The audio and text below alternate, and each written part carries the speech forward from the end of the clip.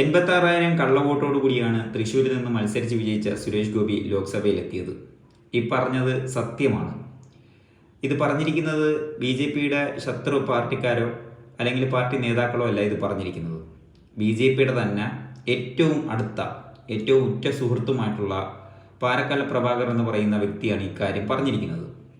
കേന്ദ്ര ധനകാര്യമന്ത്രിയായ നിർമ്മലാ സീതാരാമൻ്റെ ഭർത്താവാണ് പാരക്കാല പ്രഭാകർ എന്ന് പറയുന്ന വ്യക്തി. നിർമ്മലാ സീതാരാമനെ ഞാൻ പ്രത്യേകിച്ച് എടുത്ത് പറഞ്ഞ് വിശദീകരിക്കേണ്ടുള്ള ആവശ്യമില്ല. അപ്പോൾ BJPയുടെ ഒരു അടുത്ത് നിൽക്കുന്ന ഒരു സഹയാത്രികനാണ് ഇക്കാര്യം തുറന്നു പറഞ്ഞിരിക്കുന്നത്.